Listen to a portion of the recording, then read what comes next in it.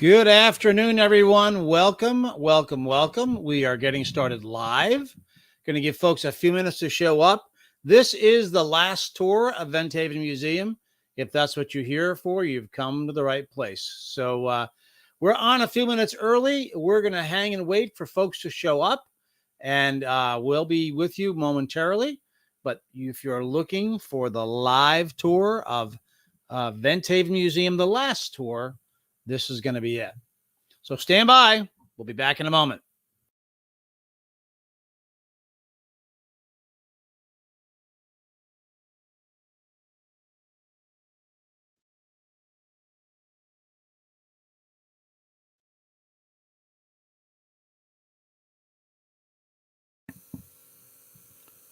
So you're just joining us. This is the place to be. This is the live tour of Venthaven Museum.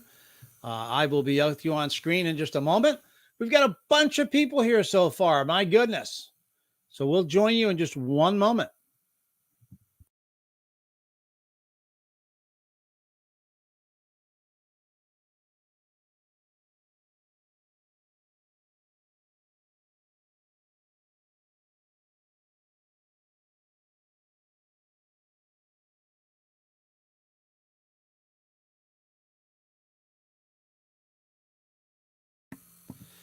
Wow, I got to tell you, people are piling up here. It's about 6 o'clock. We're going to get going in about 30 seconds.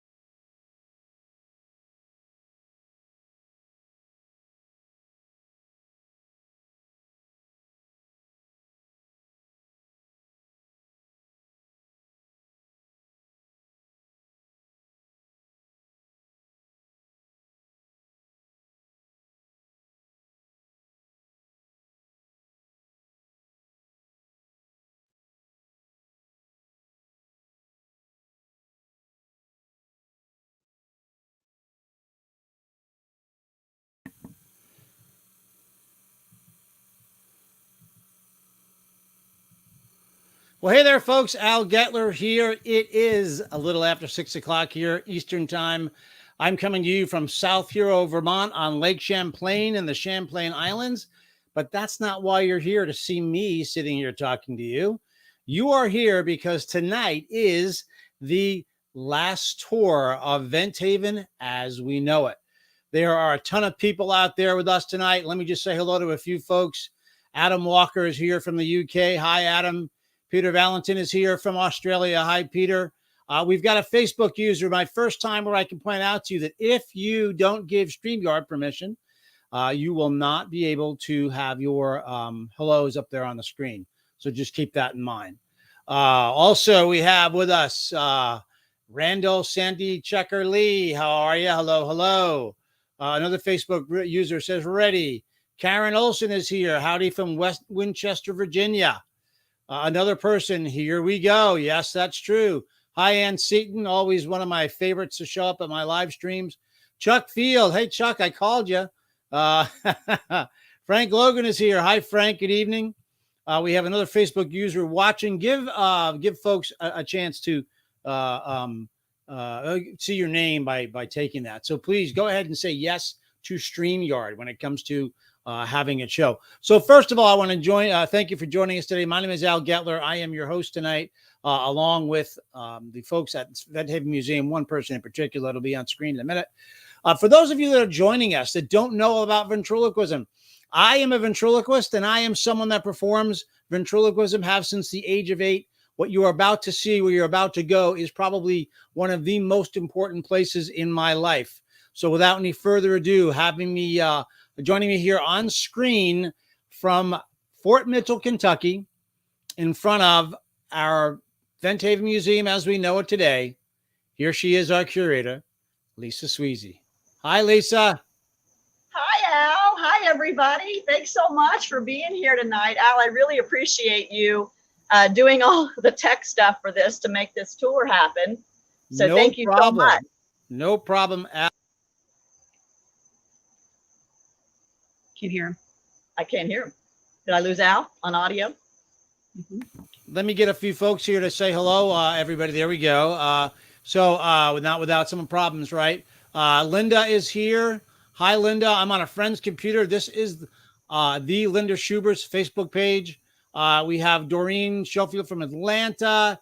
Tintin is here. We have Peter Valentin again saying hello. Farewell to the W.S. Burger's Garage. Rick Sheets is here.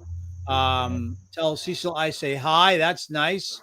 Someone says a low level of, if there's any other problems with low levels of audio, let me know in the comments. David Pierce is here. Ann Seaton. Yes, one last for the old. That's correct. And Terry Hay is here from Gaylord, Michigan. Linda Schubert. This is this is Dale Brown. How I asked my question. We'll come back to you, Dale. Hello from Ohio. And again. So, Lisa, we're caught up on our comments. How are you tonight? I'm doing well. And I appreciate everybody being here to join me for this. I hope I don't get too emotional during it. On our end, there's going to be me giving the tour, and then the lovely and talented Annie B. Roberts is running camera. There she is waving. And then my husband over here on tech support. Get a shot there of Brian, Annie. There he is on tech support. Yay! So making sure everything goes smoothly on our end. You're muted. I'm muted? Al's muted. Oh, Al is muted. We're going to ask you some questions tonight, Lisa, from some folks. Okay. You have given us the top 10 questions from the tours. And I thought before we get started, I just would show folks kind of what that looks like. Okay. So for those of you who have never been to Van Haven, you're about to see it in a few minutes. People often ask Lisa one particular question. So let me play one of those questions right now. But Lisa, aren't you creeped out by these things? So that is Austin Phillips, who is a professional ventriloquist, figure maker, puppet maker, dummy maker, Phillips Puppets. He's one of our board of advisor members. We'll play that again when you get inside. But I wanted to show folks that is what you can expect tonight from some of our celebrity question askers. I don't know if that's a word. You're the school teachers on that end. But that being said, we also want questions from the audience. I'll be monitoring those. I am going to step back right now and turn it over to you, Lisa, with Annie as your camera person and Brian as your tech person. I'll keep an eye on the questions. And here we go, ladies and gentlemen, the official last tour of Van Haven Museum as we know it. Take it away, Lisa. Hi, everybody. Thank you again so much for being here tonight. Al, thank you as always for all the tech that you do to help Van Haven. And I'm appreciative of all of you for being here tonight for the very last tour. I'm going to make this as close to a real tour as possible, although I know a lot of you know plenty about ventriloquism and plenty about Van Haven. I'm trying to create a historical record here of what it was like to take a tour in 2021. So a typical tour starts out here on the driveway where I talk about Mr. Berger. So let me give you some background. Van Haven started as a personal collection that belonged to W.S. Berger, who lived from 1878 to 1972. He was not a professional ventriloquist at all, but a hobbyist who just loved collecting anything and everything having to do with ventriloquism. He actually worked for a company in Cincinnati called the Cambridge Tile Manufacturing Company. He started there in the mailroom when he was a teenager, and he retired as president of the company in 1947. Mr. Berger grew up around live theater. His dad was a stage actor, and that's actually where he got his name. W.S. Berger is really William Shakespeare Berger. And so I think that one of the reasons that he became so interested in ventriloquism specifically is that he grew up backstage while his dad would be performing. He got his first little dummy in 1910 when he was on a business trip in New York and brought it home to his wife, who I'm sure was just, thrilled that he was bringing her something from New York, but it wasn't quite in a Tiffany's box. So, and then 22 years later, he bought 4 more dummies. So we count the collecting as starting in earnest in 1932. From 1932 until he died in 1972, he was so passionate about this collecting. He wrote and received letters to thousands and thousands of people and businesses in order to build this amazing collection. In 1947, he had amassed about 100 dummies and was retiring from his job at the same time. So I'm sure you can imagine how his wife felt that 3 of the 4 bedrooms were filled with dummies, as well as the dining room. So he sells his car because he doesn't need it to go to work anymore. And his wife's like, hey, this is my big chance. Get your stuff out of the house and put it in the garage. So that's where we're going to start the tour tonight, is where Mr. Berger started exhibiting the collection to the public around 1947.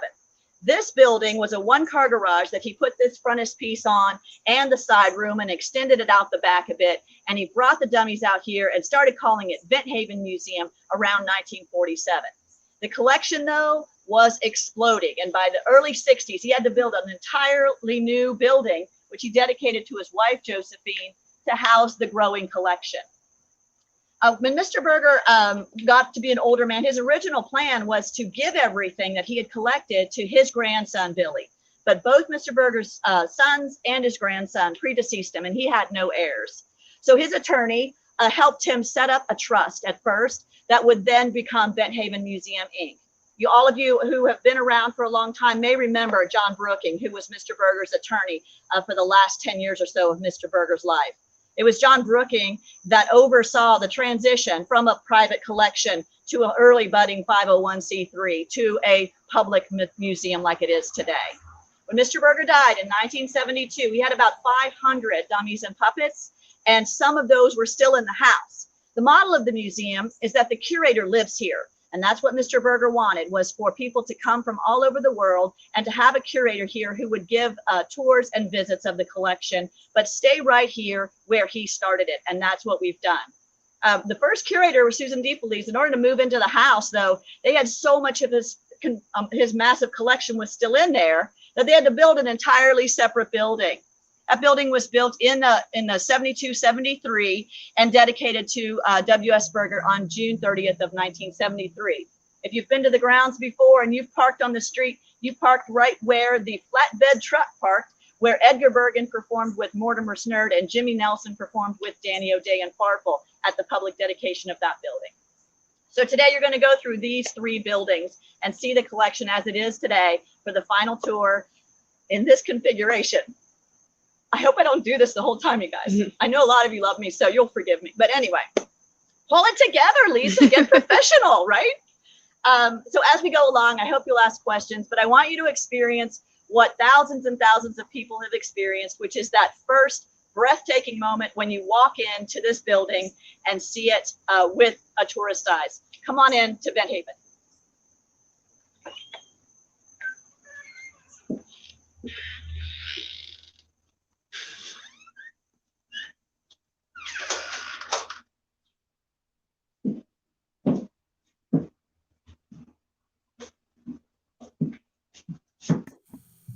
The initial reaction for most people is, oh my gosh, the number of dummies here is not what people typically expect. I know the first time I came through, the lovely and talented Annie Roberts took me through, and she didn't tell me what to expect. And I thought there would be a handful of cases or something, dolls with a dozen dolls each. And I had no clue that the collection would be this massive. So one of the first things to do is to just look around and get used to the sheer number of dummies that are in this collection. The collection continues to grow every year, and we get about 20 to 25 a year. This year we went over 1,000. We have 1,020, and a lot of those for the people out there who like trivia. Jeff Dunham donated dummy number 1,000 with one of the Ahmed toys that he sells. So thank you, Jeff, for that. Let's go ahead and look at how the growth from just this year.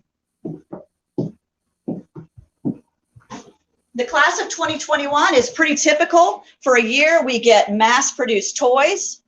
We get retired figures. We get dummies that have been donated by family members of ventriloquists who have passed. We get toys that people find at yard sales or at antique shops. This class is very representative of normal growth for us in the type of dummies that we've gotten. And as I said, the growth here is just tremendous. Vent Haven doesn't solicit donations of dummies, and they just keep coming. People want to be represented here because it is a unique museum, And we're so proud of the growth that we've had here. In fact, so when Mr. Berger passed in 1972, there were about 500 dummies and puppets. And today, like I said, we went over 1,000 this year. We have doubled since he has passed. I think he would be so thrilled at the growth that has happened here. One thing that people notice is that there's not just dummies here. The collection today consists of dummies, puppets, photographs, playbills, scripts, recordings, costumes, documentation, anything and everything that you can imagine that has to do with ventriloquism is here. Well, one of my favorite questions that tourists ask me is, has so-and-so been here? And that could be anybody from the ventriloquial world, from Edgar Bergen up to Darcy Lynn. Any of those ventriloquists, they want to know, has their favorite been here? And the answer is always yes. We are unique in the world. Our convention is unique in the world. And we're so proud of that. And we're so proud to be inclusive of everyone. Let's go ahead and walk into this room and I'll show you some more. Lisa, before you do, Lisa, I have a question from the audience. Questions are great. Yep. I have Sheila Brady Speth wants to know, how many have been used in movies? Oh, that's a great question. The one that comes to mind immediately is the one that's going to be in this next room, which was used by Adrian Brody in a movie called Dummy. And it's not the typical ventriloquism movie where it's scary or anything like that. So that one is the one that first comes to mind. I don't want to leave anybody out, but of course we've got, a variety of figures here. So there's, I wouldn't say that we don't have the dummy from Magic. I'm trying to think, we don't have anything like from Annabelle or anything like that. But the dummies that we have are the performance pieces. So whatever the venue was for the performer, that's represented here, whether they were a live performer or on television or in film. So let me show you the one that Adrian Brody used. Okay. And then I'll have Austin ask his question again, since you're going into the bleacher room. So this one, this is, I'm sorry. This one is Woodrow. And like I said, this one was used by Adrian Brody for this movie. I'm going to go ahead and hold the movie up. It's called Dummy. And a lot of times when a ventriloquist is in a film or ventriloquism is used, there's no real ventriloquism going on. It's done with a voiceover. But in this case, Adrian Brody actually did take ventriloquism lessons and is doing ventriloquism in the film. This dummy was made by Alan Seamock, one of the most beloved figure makers in our community. He just passed not too long ago, and we all miss him very much, but his work is just exceptional. So we're very fortunate to have a handful of his pieces here in the collection. Do I have another question, Al? Well, let me go ahead and have Austin's questions answered, okay. Especially maybe as Annie gets a shot of the bleachers, because I think it's pretty appropriate. So here's Austin's question again. But Lisa, aren't you creeped out by these things? Yes, that question and its derivatives in a number of forms are asked on nearly every tour, because the majority of my tourists are not ventriloquists. So they're not exposed to it to the degree that the ventriloquism community is. And so their first reaction is one of, wow, I feel like I'm being stared at, or this is creepy, or oh my gosh, I had no idea. And are you sure these don't come alive at night? All of those types of questions. And so what I do with that question is I just address it as it is. You are supposed to perceive life here. If you don't perceive life in these puppets and dummies, then the figure maker did a terrible job. You should feel that they are getting ready to speak to you, that they're getting ready to move and blink and talk to you, because that's what a good figure maker can make happen. And that's what an excellent ventriloquist does. The illusion of life is the nature of ventriloquism. So it's actually very complimentary for people to say that about the dummies here at Vent Haven. Do we have another question, Al? It's there on screen, Lisa. It's, do you all have a Slappy? So is there a Slappy in the museum from Land and I get Harbor? asked that all the time, and we do not have one yet. So I would love, if someone out there has one and they would like to donate it, we'd love to have one for the collection. We are donation based only, so it's not that we're going to go buy one ourselves. I'm sure one will come to the collection because everything will end up here at some point. But yeah, the Slappies were the most recognized characters now, especially for the younger audiences. So if you have an extra Slappy, you can always send it to Vent Haven and you can join the family here. Good deal. And here's an interesting question too. Oops, I'm sorry. Jumped ahead of me there. Jim Ott asked, does Vent Haven have to decline some offers of Vent figures? I've never heard that question before. That's a good one. That's a great question. In general, we would not decline, because if it's a ventriloquism, if it was used in a ventriloquism act, even by a hobbyist or an amateur, we want that here. And I actually talk about that on regular tours as well. Mr. Berger was very inclusive. He cast a worldwide net. He wanted the entire collection to be international. So he did not restrict what was allowed in. Let me show you some examples. Right where you've got these great professional dummies, like this one by Ken Spencer, or this one by J.C. Turner, where you've got these dummies that are clearly made by professionals. You've also got some pieces where the person is just beginning to learn how to work with materials. So this balsa wood carving, it's not a high-end professional dummy. That we still want it here. It still represents the ventriloquism community and the process, the learning process that takes place when you're a figure maker. So just as our convention wants ventriloquists who just took it up yesterday and haven't learned how to do their labials yet, we want dummies here of the entire spectrum of figure making. So no, we have not turned down a piece. If it has a moving mouth, we want it here at Bent Haven. All right, good deal. We're going to take a break for the questions right now. Let you keep on going, Lisa. All right. So at this point in the tour, when people are in here, what typically happens is they find a favorite on the bleachers. And this is where I get all the people doing their selfies, you know, and wanting to get the picture and capture this, the people that are doing panoramic shots. So in the new building, we will have another bleacher type experience, but I will really miss that there's 100 dummies here that are all sitting together and this great snapshot of the entire collection. On the opposite wall are the photos of our annual convention. Bent Haven has had a convention since 1975. So we put all the convention photos up here. The 1975 photo, or actually it was not a picture taken until the next year in 1976, but people love the convention photos. They love to see the growth. And of course, the conventioneers, when they're here, they spend a lot of time like zooming in and saying, well, there I am. Oh, there I am. So that's a lot of fun for them too. My favorite convention photo would be our 2020 convention. And people, I think this is very funny that in spite of not having a convention, Annie and Danny Baker and myself here and Barbara Baxter, we went out anyway, and we took our picture by the fountain to mark time. The 2021 convention photo will be up next year. And so we're going to celebrate them all, no matter what. Now Right. I do have a bone to pick, Lisa. We did do a virtual convention in 2020. That's So right. That's exactly right. We did. We did a ton of stuff, but we wanted to have a place marker here, Al. Exactly.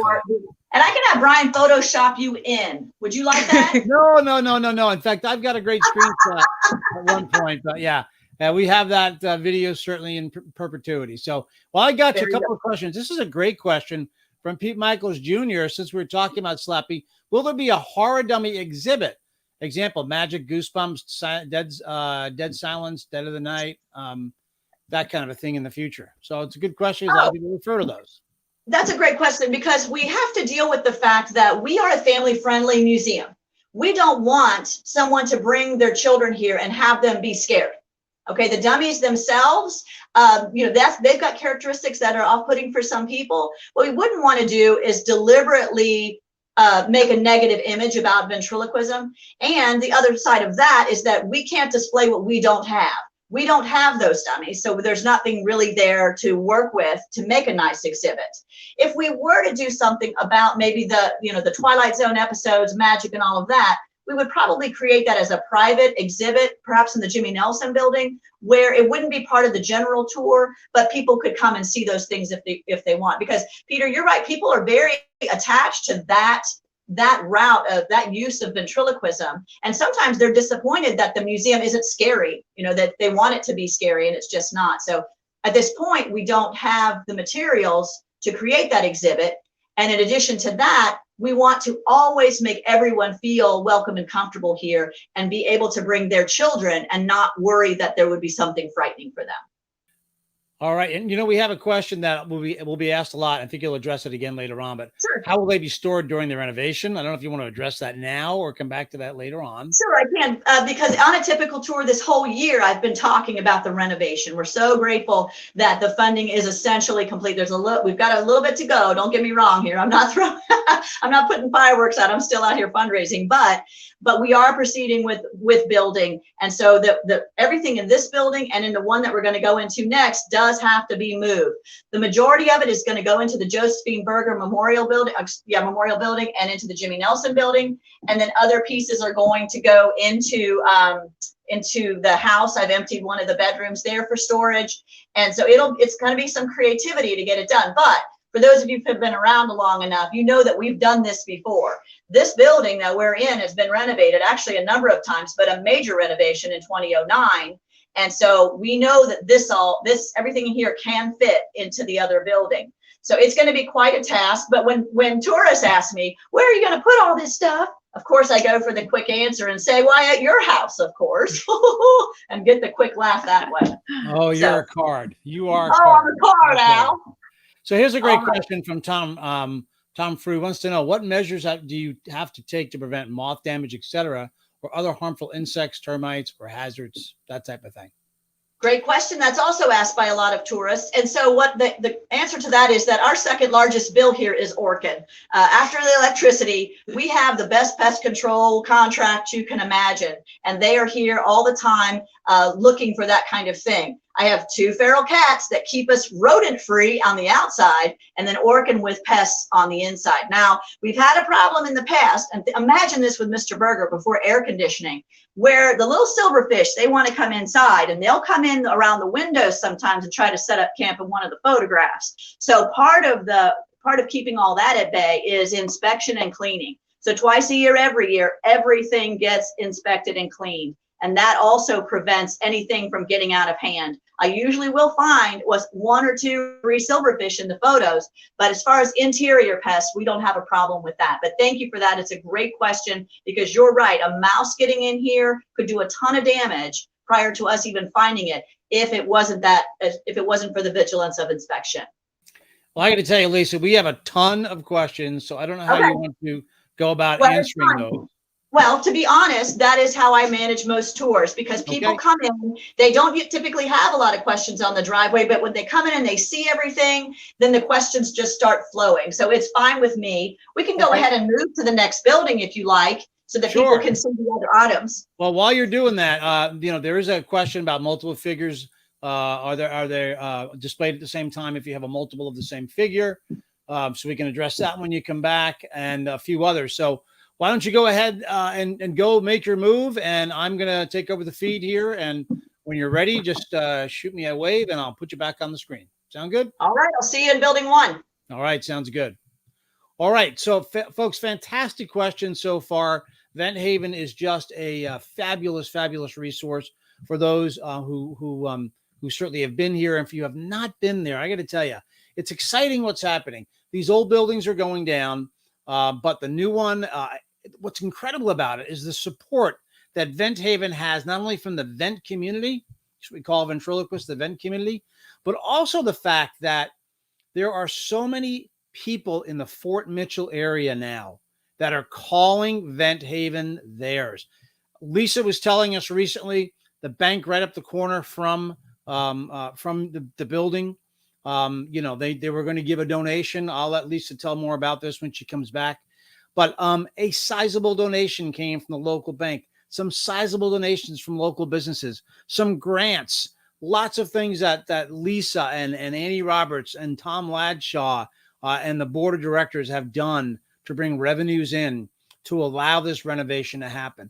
And also some major donors. Now, we're not here to talk about the new building tonight. We'll do another show about that. But we are here to take one last look at these buildings. So now Lisa is at the front door of building 1, and she's going to take you inside and show you what's in that very special building.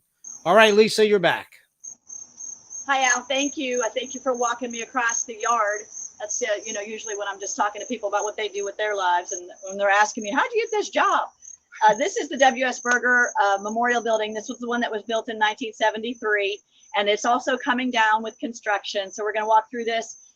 When I talk to my general tourists, the gist of this building is the chronology of ventriloquism, so people can see the art form over time.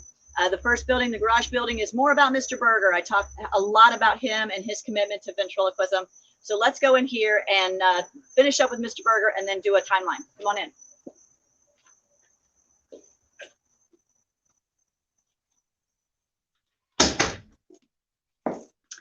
this corner is dedicated to Mr. Berger, our founder.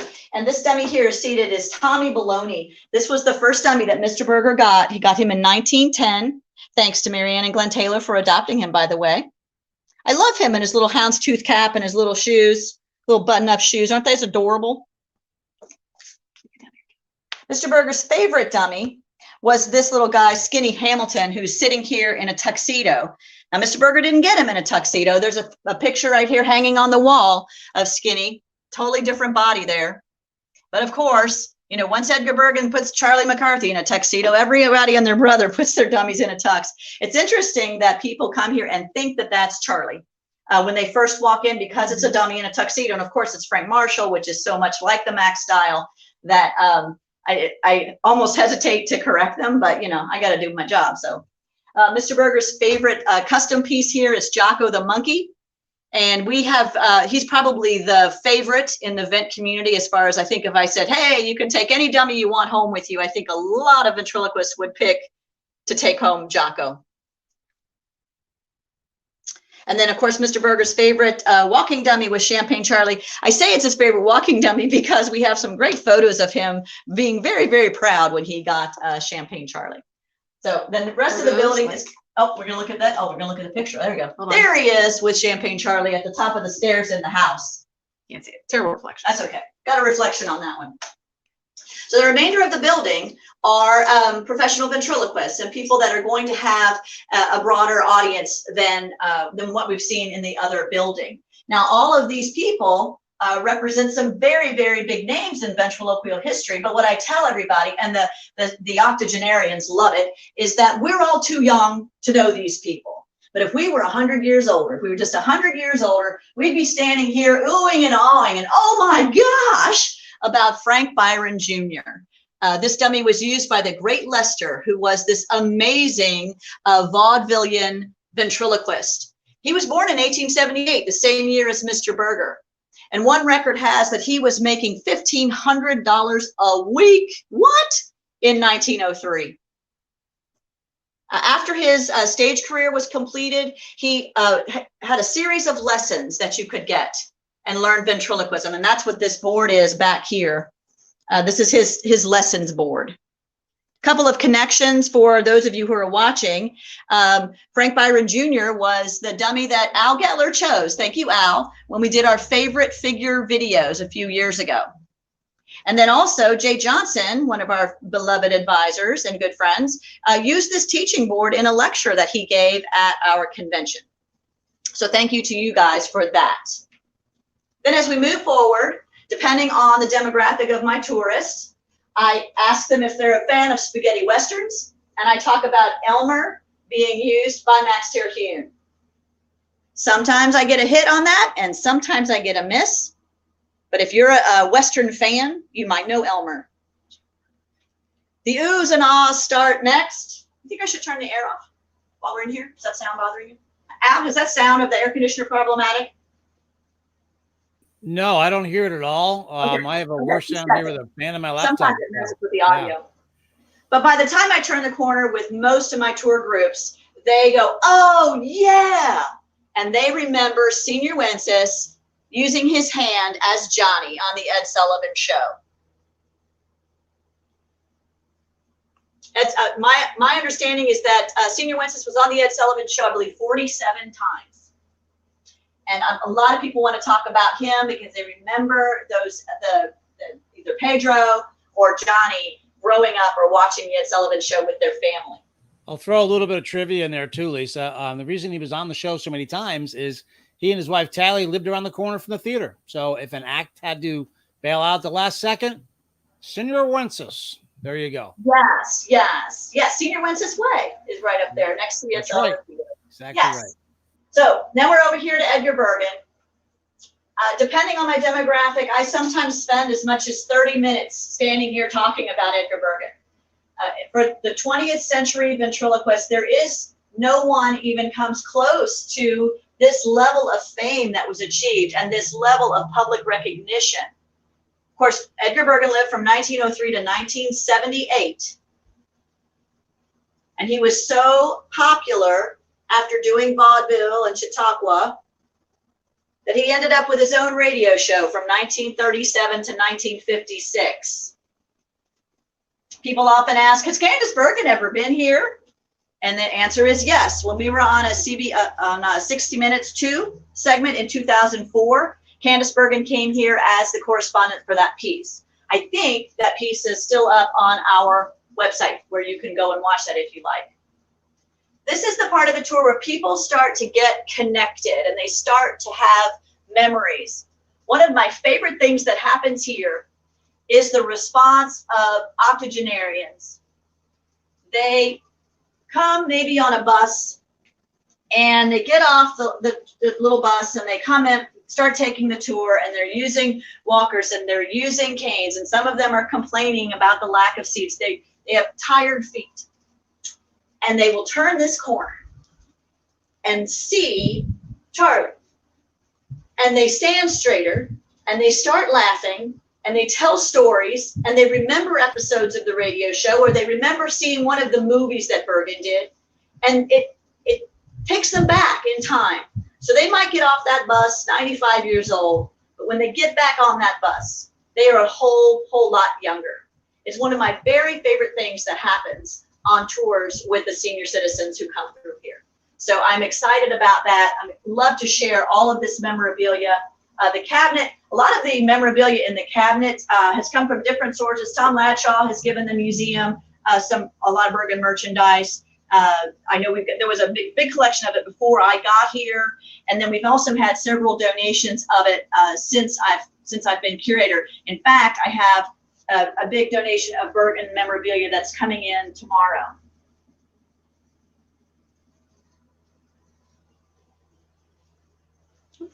The next ventriloquist to talk about is usually Paul Winchell. Paul Winchell was born in 1922, and I start helping people get their perspective on where we are in time. Lucille Ball was born in 1911, Carol Burnett's born in 1933, and Paul is right in between there. Paul Winchell, of course, was the first ventriloquist to have his own television show, and many people remember him. But because the show wasn't syndicated and doesn't even exist anymore, it's a little bit more of a struggle for people unless they were fans to start with. So I have to spend some time talking about Paul and the different things that he did, like using green screen technology when that became available, his creativity in having Jerry and Knucklehead in unique situations. There's a big artistic difference, in my opinion, between Edgar Bergen and Paul Winchell. Paul is really the first ventriloquist that I'm aware of who was very, very interested in children learning the art.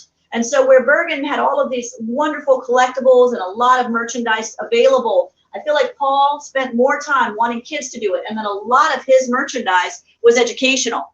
He had the games and he had the novelties and all of that, but the Jerry Mahoney dummies and those are so popular and people remember getting those. So that's kind of neat for those. A lot of people, of course, know Paul as a ventriloquist, but they're surprised to learn that he invented the artificial heart, that he developed plasma bags, that he had the patent for the disposable razor, the patent for the retractable fountain pen, which was the prototype for the ballpoint pen, and many, many others. When I first started learning about Paul, I felt like I was being teased, because it was Tom that was telling me all this about Paul, and I thought, this isn't true. This man couldn't have done all that. But in fact, it is true. And I love that the internet anyway gives Paul credit for inventing the artificial heart. The other thing about Paul Winchell that I talk about is the fact that he was a voice actor, and people will connect if they don't know him as a ventriloquist when I say he was the voice of Tigger. He was the voice of Tigger in the Winnie the Pooh. That also is like, oh yeah. And then when I start listing those voices, he was the Scrubbing Bubbles character, and he was the owl in the Tootsie Roll Tootsie Pop commercial. He was Gargamel from the Smurfs. He was Dick Dastardly. That connection for them ties so many more people to the community that they leave knowing quite a bit about Paul Winchell, the man, and not just Paul Winchell, the ventriloquist. Hey, Lisa. Question about? Hey, Lisa. Yeah. Follow my lead here for 1 second. Could you turn the corner and go to the back corner, front corner really quickly for me, and talk back where we were at Lester? No, the other side. The other side. We're gonna go contemporary for a second. Where back Jeff's the other stuff way. is? Yeah, that area right there. Yeah, could you go over there real quick for me? Yeah. Just go over there. No, keep going. Keep going. Keep going. Turn to the right, Annie. Turn to the right. Turn to the right, Annie. What I want to ask you is, while you're giving the tour, does anybody ever show up there that was actually in the museum? While you're giving the tour? Just wondering. No, that has never happened. That would be really? problematic. It's never happened before? Oh my God! He's at home. Hi, Lisa. I thought you were here. I thought you were here, Jeff. I went outside looking. Oh, I wish. I'm sorry to interrupt, but I just wanted to say you're doing a fine job. And my favorite part about the tour right now is there's no one there asking annoying questions. Well, Al is doing that for me, so that's really good. I know it's just him, and it's limited to a few. But this is really, honestly, Lisa, this is really, really fun seeing it this way and seeing the whole thing without interruption, and it's great. And I'm just so sad that this is the last time we're going to see this, because you've done such an amazing job. You and when Annie was curator, and this is just really, really, really great. And I can't believe it's going to be torn down to nothing here soon. I know, September 20th, right? I know. I choked up there at the beginning, but I've been holding it together because somebody maybe 100 years from now will watch this video and go, "What was wrong with her?" But just the idea that there's so much history here, and obviously, Jeff, your influence has been gargantuan. I was going to say that when I was first at the beginning of this building, so many people who come here are fans of yours. And they won't listen at first. The little ones, especially the teenagers, 20-somethings, they don't care about the Great Lester. I mean, come on, let's be real. And they race over around here, and I have to peeky pie and make sure they don't try to lift some piece of your memorabilia out of the collection. So you're saying that kids today love dead terrorists? Is that what you're saying? In fact, they do. They do. Well, I don't know if this was, I've been watching on and off because my kids were getting ready to go. We're taking them to kindergarten for the first time to meet their teachers tonight. That's why I had to jump in here real quick. But I missed it. Did you wear black on purpose today? Oh, I just wear black, so I guess for the reflection or whatever. But I mean, it is such a mixed feeling. Don't you think when you were here, it's like, yay, because W.S. Berger would be like, yeah, gross. Well, I know, but it's like the death of the old museum. So it's just so sad. So you wore black. It's just so very sad. Well, there's purple on, which is the color of, royalty and rebirth too. So a kind of a combo message here, I guess. I guess it is, but for those who've never been to the museum, it's just this charming place because the grounds, it's a house. It was W.S.'s house and a home. It was a home, and very rarely do you get to go to a museum that was someone's home for so many years. And so there's all that warmth there, and all the families that have taken care of the place and have been there for throughout the decades.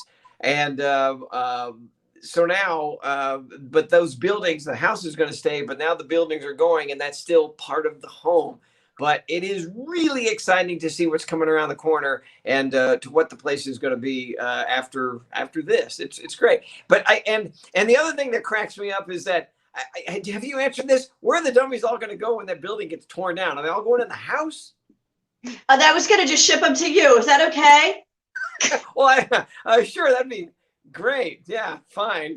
They are going to go. Yeah, everybody asks because it's such a Herculean task, but everything's going to go into the Josephine Berger building, into the Jimmy Nelson building. I emptied one of the bedrooms upstairs in the house, so that should be enough space. But yeah, it's going to be a lot of fun. I start tomorrow, and I've got until September 20th to get it done. And then bulldozers are in the yard September 20th. We're going to have a live feed of Demolition. So that's very exciting.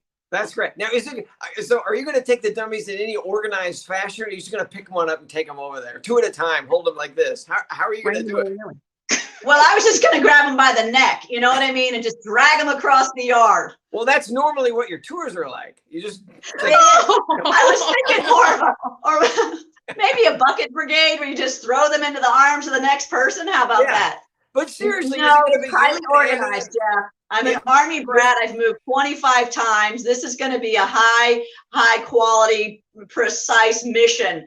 I've got a whole plan Hopefully, I mean, it's not going to be perfect, but yes, I have a plan. Oh, come on. You're going to grab 2 at a time and shove them each in the corner until they all fit in the room, right?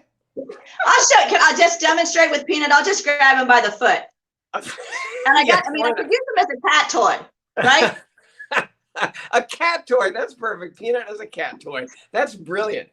All right. Well, I don't want to interrupt anymore. You guys are doing such a fine job. What a beautiful place. And it's a shame you've kept it so clean for so long, because now it's all going to be dust. Well, I wish you were here. I wish you were here, Jeff, because we'd be thrilled to have you throw the first sledgehammer through the wall. Oh, well, I wish I was there too, but yeah. But again, you guys are doing great, and I can't. And what's the completion date? But as contractors go, what are they saying? Right. They're saying 6 months. So I think a year and a half, 3 years max. I don't know.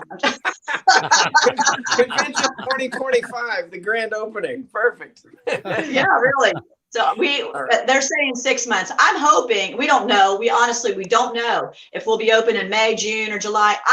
I'm rooting for the convention. I'd like the conventioneers, the ventriloquists, to see it first. I just honestly don't know.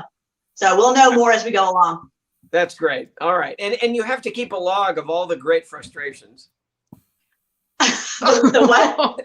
Of all the great frustrations. The great frustration started today when the electric guy came out and they were talking about power sources during construction. And it turns out that all 4 buildings are running off power from building 1.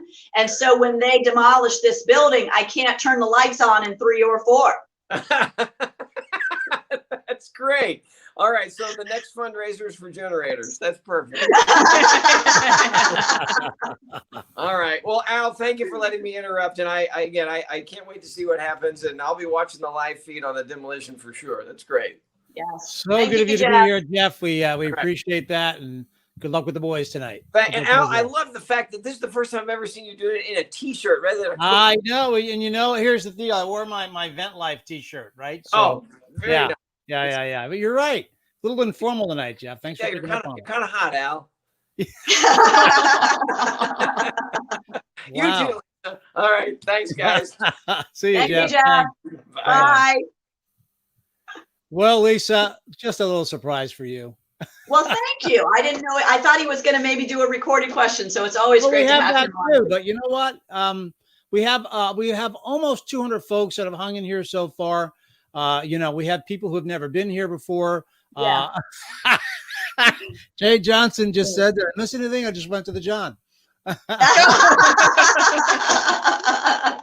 that's okay. At least Jay. Like Jim who said, I hope to visit someday. Jim is a figure maker. He does some great stuff.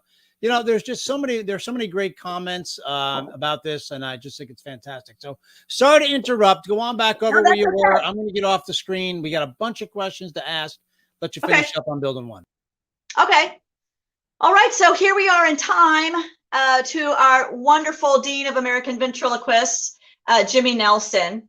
And this is the exhibit that most of you have seen for the last, I don't know, maybe 5 or 10 years of Jimmy, Stanny, and Farfel. These are, of course, the backups that he had.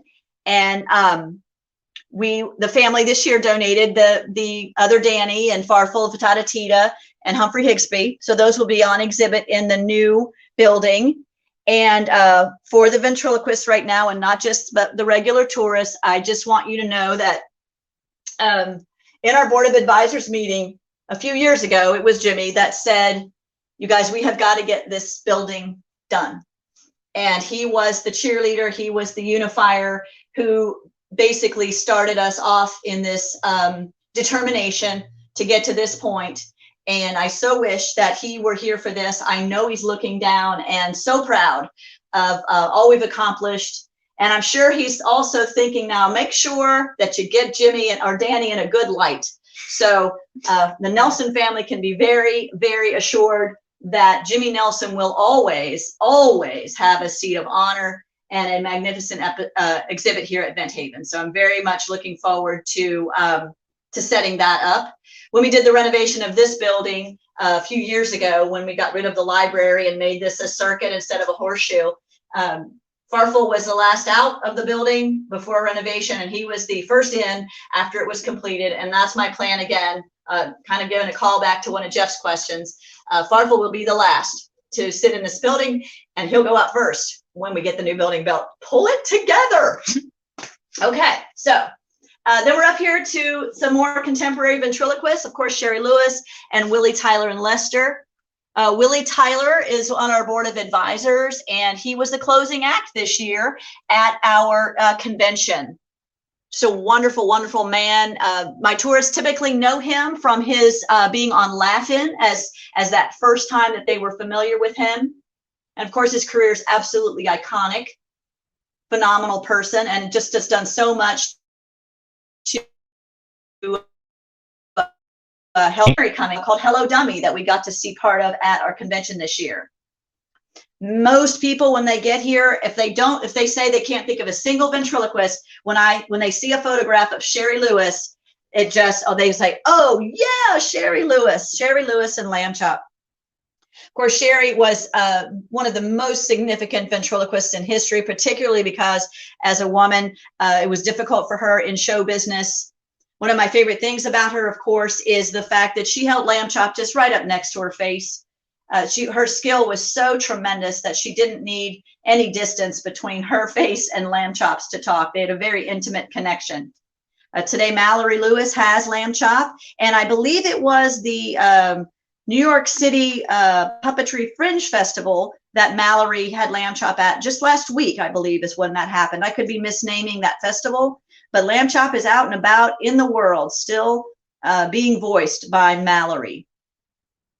Next up is Madam, and it's just a very rare ventriloquist, or very rare tourist who knows that Waylon Flowers was not a ventriloquist. This puppet, of course, is so significant in entertainment history, and many people remember Madam and Waylon Flowers from Hollywood Squares when they replaced Paul Lynde as the center square in Hollywood Squares. And of course, then there were the subsequent shows. I loved Hollywood Squares. It was one of my favorite shows. That's probably because of Peter Marshall as the host. A lot of people here think that Peter Marshall was a ventriloquist. Isn't that odd? And I'm just like, that must be an urban legend or something, because I've never heard that Peter Marshall did any ventriloquism. So maybe somebody out there can confirm or deny that Peter ever did that. So Lisa, we have one comment from the audience.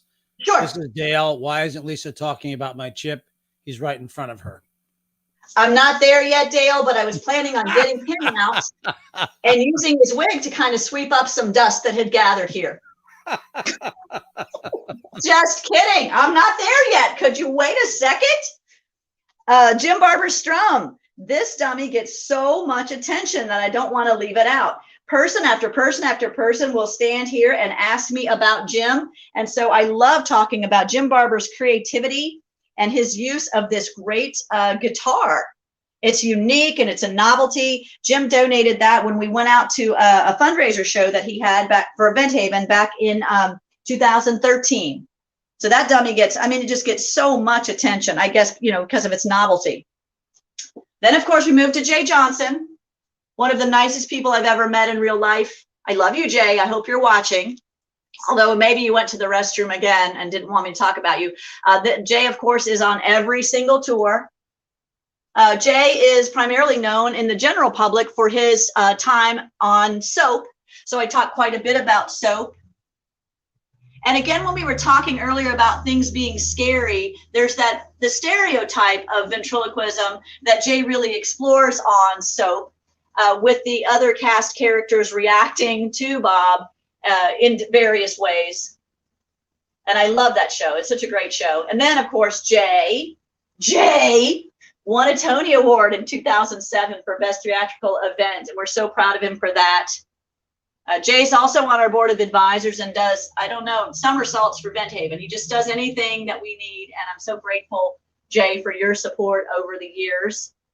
My favorite thing in the Jay Johnson exhibit, though, and this is, again, not something I talk about necessarily on every tour, but because most of you guys might be ventriloquists, is this note back here on the wall. When Jay made his donation of a lot of his pieces to Vent Haven, that note was in the suitcase that Squeaky came in, and that note is from his mom. And I just think it is the sweetest thing, and I felt almost like it was an invasion of his privacy to read that note from his mother. And I remember asking Jay if he wanted it back because it was a personal note from his mom to him. So thank you, Jay, for letting us have all of those things. Okay, so then down here, we've got Chip Martin. And I'm going to talk about Chip Martin. Not the tourists do, Dale, because they're too busy talking about Strum and Jim. But this is Chip, a Greg Lovick figure that Dale donated. Dale knows that I love him. He's a very, very good friend of the museum. He and his wife, Leslie, have just done so much for us over the years. I do enjoy the outfit here. I must say that. But Dale, I would like to know where his shoes went. Don't have any shoes, Dale. No shoes. All right. By this time in the tour, we Lisa, are. Real quick, somebody wanted to know, Benita Joy Yoder wanted to know if you could read the note out loud from Jay's mom. Sure. Here I go. Here you go, Benita. Whoa. All right. Now, Benita, is it Benita that was asking? That is correct. Yes. Benita, I don't have my glasses on, so you're going to have to forgive me for the squinting. Oh, here's Annie. See, tech support. Does this work? Jay, what do I say about Squeaky? There are so many memories wrapped in that little figure. So many costumes attempted, so many props attempted, and I wanted a professional figure for you all that time, and yet we learned so much on Squeaky. I have not opened the case in a very long time, so I don't know the condition of the figure, but whatever it is, you cannot take the memories from the years you got so much out of that little figure. You taught me so much. I love you greatly, Mom.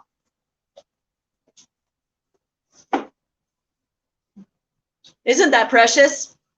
The support. I just think that's just so personal. So Jay, thank you for letting us have that. That is amazing. Benita, thank you for asking us to read that out loud. That was really special. Yes. And again, back to the Tony Award. I mean, I tell people that constantly, that most folks don't realize just how our art was part of the Broadway scene, and I remind them of Jay's show and what he did for ventriloquism. So just fantastic stuff. Thanks, Lisa. There was kind of a lull in ventriloquism as far as the public consciousness was concerned.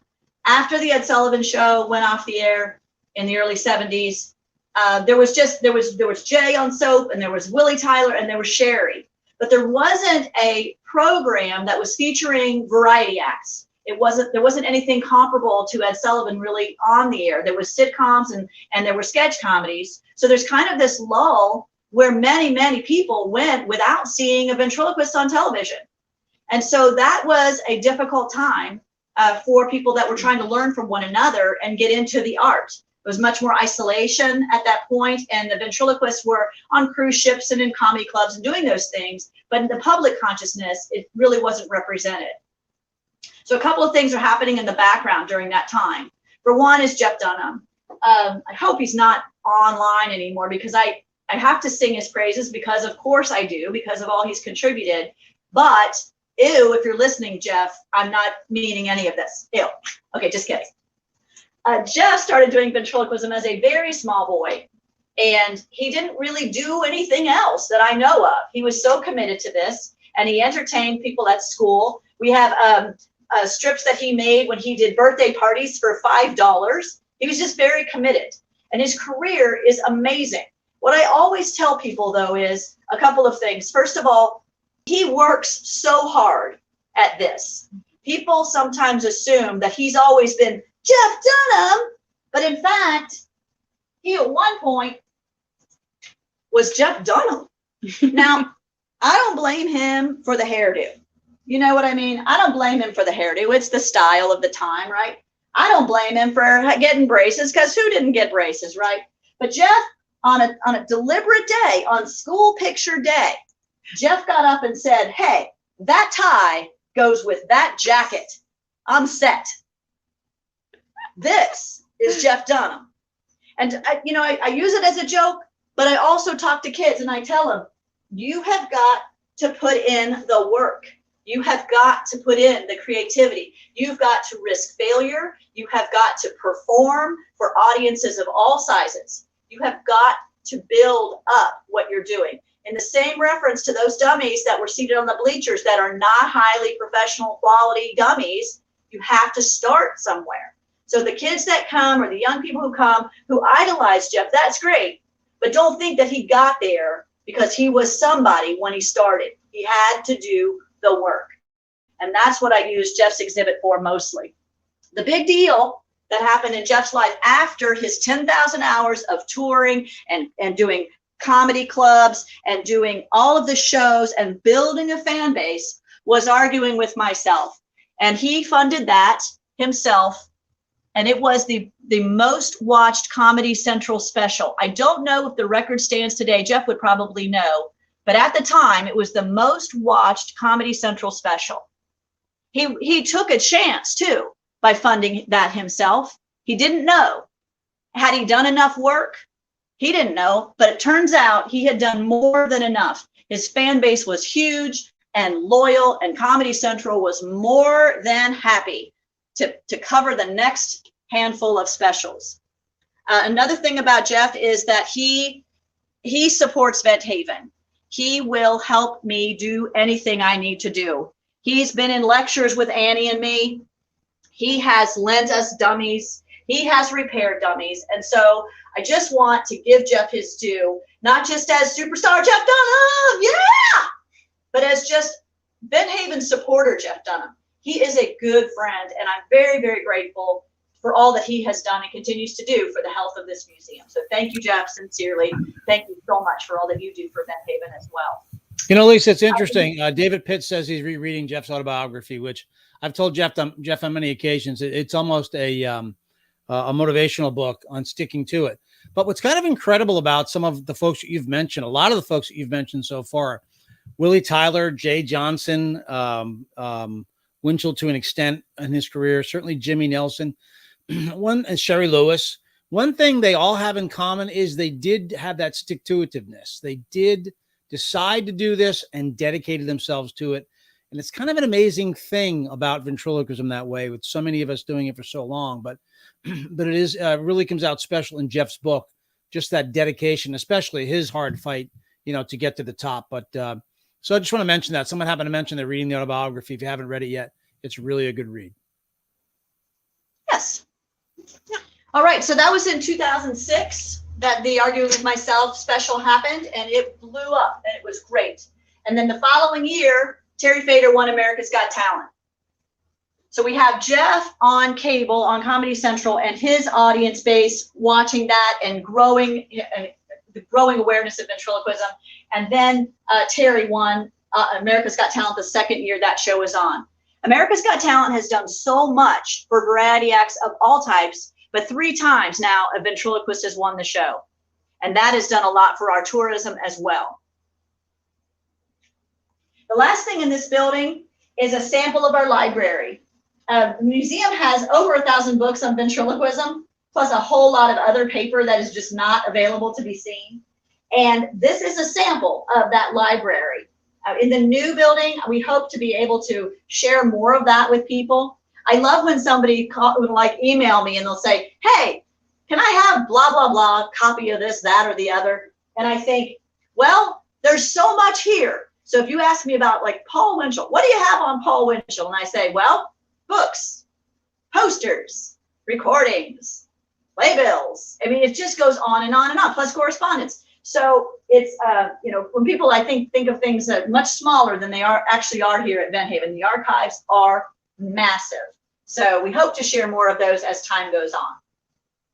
All right, so sorry, Lisa. We've had a couple of people, Peter Valentin's comments up here, but a few people have asked about Cecil Wigglenose, that you did not give us a look at Cecil as you were going by. But he lives in that building.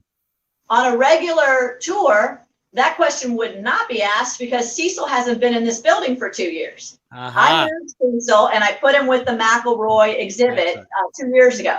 So I'll show him if you want me to, which is part of a normal tour. So I will do that. But that's great. So Lisa, I am going to share a question because we had one of our board of advisor members ask a question. So I need to hop on over there, switch it on. It takes 1 second to do it. And we'll have a question from Steve Axtell.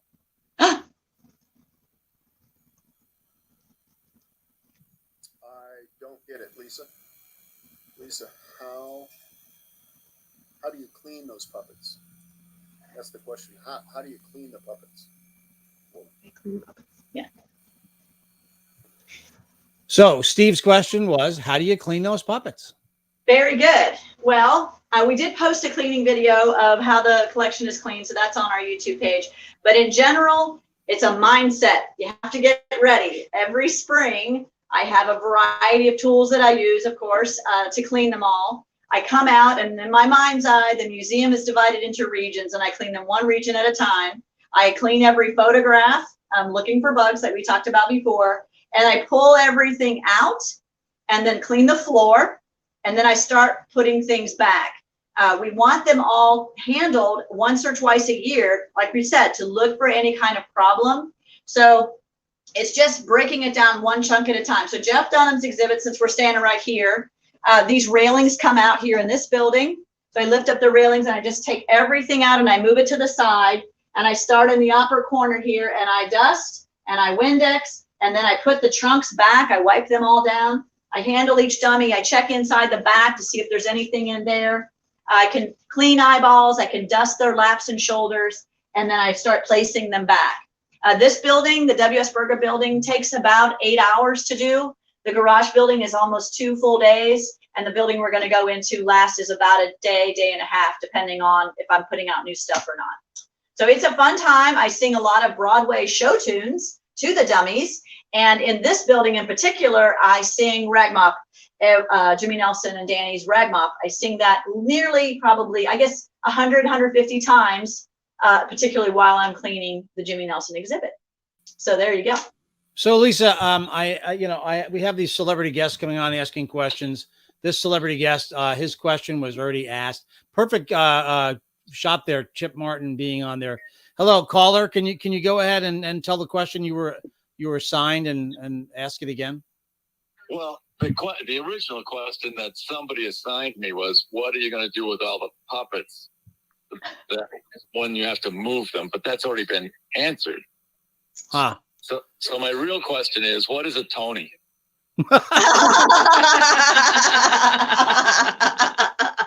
It's a guy from Jersey that makes pizzas, puts them in a flat box. Yeah. Very good. Very good. Okay. Everybody, this is the Dale Brown calling in. We didn't want to let the broadcast go by without checking in with Dale. So Dale, thanks for being here, buddy. That's okay. Lisa, you're doing such a tremendous job. I can't tell you. Well, thanks. I appreciate it. Good. It's a cool place to work. Talk to you soon. Bye. Okay. That was technology at its finest. My cell phone, Dale's voice. Great. All right, Lisa. Now, I think you're going to get ready to transition, right, to one of the other buildings? Yeah. Let's go to the last building. All right. So while you're doing that, I'm going to play a couple of the questions and I'll catch you up on those. So we're going to say goodbye to Lisa and Andy for now, and they're going to transition to the next building, and we'll see you soon. So we've had these questions asked, and it's been a lot of fun. I want to play for you a couple of more of the questions that we have from our celebrity asking group questioners. I don't know. I'm having a hard time labeling this. Here's our next question. You all know him. He is the coach of not only one of the winners of America's Got Talent in the United States, he's also a coach of a winner I know of most recently of an America's Got Talent winner in Spain. Next question comes from Gary Owen. Who lives in the house? We'll do it again. Who lives in the house? So Gary's question is, who lives in the house? And if you've been to Vent Haven, you know it is on the grounds of W.S. Berger's home.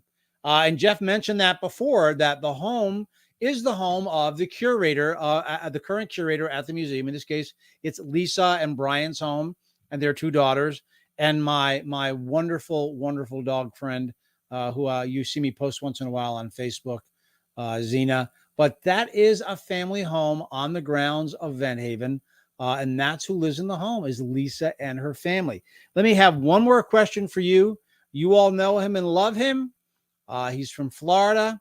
He's the 5-foot-high marketing guy, and he's the latest addition to the Board of Advisor members. Here's a question from Jimmy V. Hey everybody, it's me, Jimmy V, and I'm Dickie Z, world's greatest sales guy. You're the world's greatest sales guy? I am. Well, it's a great thing that you're here then, because today we have a question about dummies for the Vent Haven Museum. I resemble that remark. I know you do, but it's perfect that you're here. Here's the question. Do you guys buy and sell dummies? What? I buy, I sell, I'm the best. I know you're the best. Do you have any advice for the people watching? Of course I do. Buy high and sell low. Wait. What? That's our buddy Jimmy V. Outstanding. All right. I see that Lisa is in front of the next building. And so we're going to ask her that question flat out about buying and selling of the dummies. Here she is. Hi, Lisa. Did you hear that question from Jimmy V? I did. And yes, I get asked all the time, particularly in email. People want to know what's for sale here. And they've seen a dummy sitting and they would like to buy it. So that kind of cracks me up.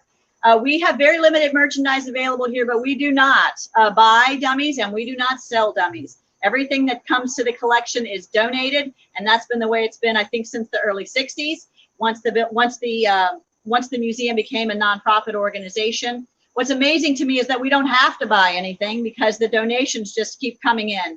I'm so grateful that people want to have ventriloquists represented here and that the collection continues to grow. We do have a gift shop though, and we sell, we have some Steve Axtell puppets, I think that I sold out of this year. Thank you very much, Steve. And I've got some Smith Henderson puppets that I also sold out of. So we do have a gift shop for people who want to buy something at the end of the tour, but we absolutely do not buy, we do not sell, we do not lend anything that is part of the Vent Haven collection. Outstanding. All right. Couple more questions I'll ask you before we go inside. We've had a lot of questions come through here. Let me just jump to one very, very quickly. Excuse me. So many of them coming in. I'm just trying to go back to the earlier ones to get some of these questions in. I thought this was a great question from Melanie Beasley. She wants to know which dummy there is going to protest the demolition. Which one will you expect is going to handcuff themselves at the door? Hell no, we won't go.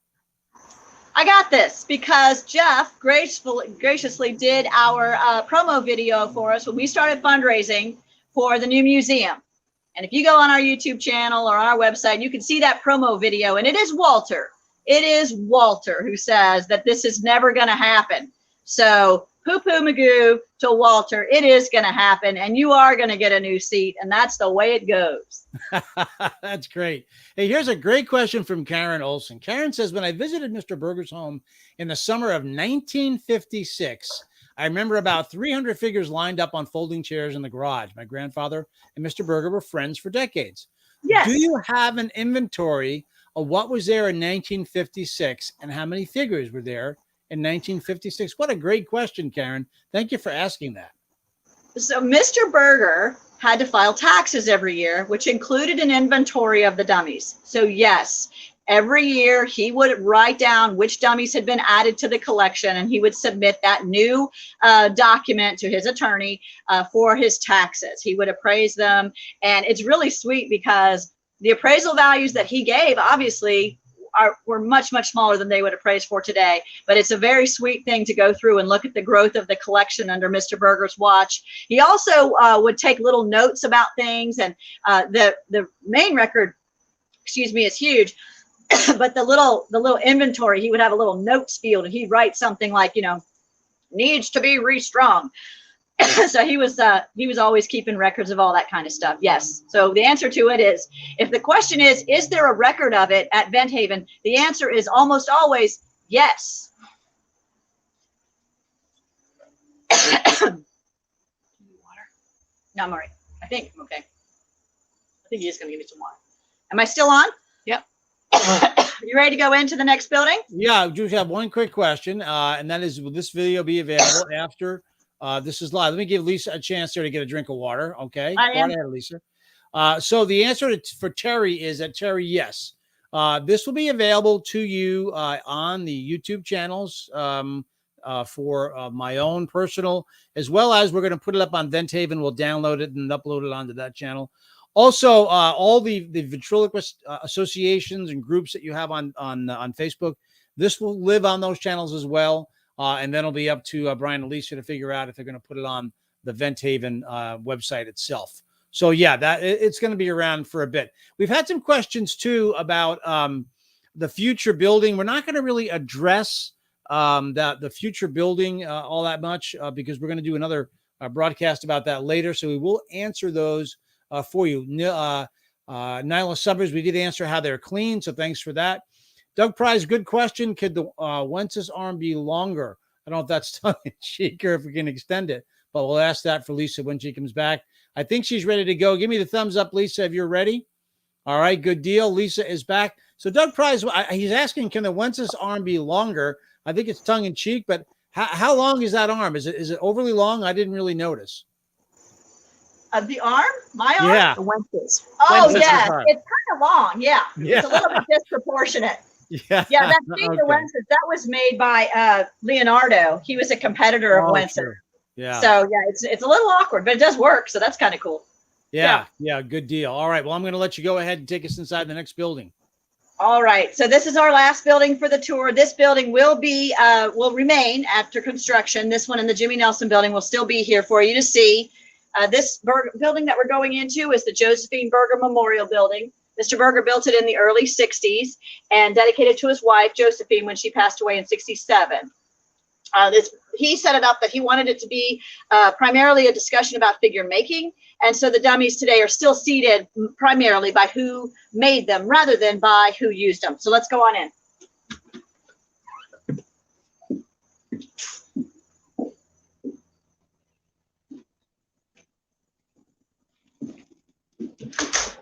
The first thing that I do upon coming into the building, though, is finish the timeline.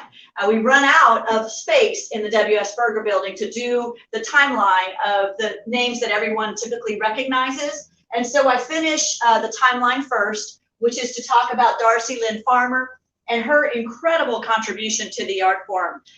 My favorite Darcy Lynn story is that right after she won America's Got Talent, I started having an influx of a lot of kids' tours, including one day a Girl Scout troop, which was adorable. And they were just all these little kids, and they were huge fans of Darcy's. And this little girl looked at me and she was so sincere. I was talking about Darcy and, oh, she's phenomenal in her skills and her singing and her puppetry, la, la, la, la. And this little girl was so sincere and she said, she's not just doing puppets. She's not even moving her lips. And she was so serious, thinking that Darcy Lynn Farmer had invented ventriloquism. It was adorable. It was adorable. It was, it was new to her. And so Darcy must have invented it. It's been so great having a young ventriloquist like Darcy out there in the public eye. It has caused many, many more children to take up ventriloquism, many, many more kids coming to the convention to try, many, many more being in Junior Vent University. And, and she couldn't be any nicer. Darcy and her parents are just some of the nicest people I've ever known. And we're so grateful for their involvement with the museum, their support of the museum, and then all of these wonderful things that they contributed to Vent Haven so that her fans can come here and be thrilled that there's a Petunia and an Oscar here. So it's been incredible. Great. It's been so great to have this exhibit for fans of Darcy's to see. Do you know how great Darcy is, Lisa? I do. Yeah. Let's get a question for you from Darcy Lynn Farmer. Here what? She is. What do the neighbors think?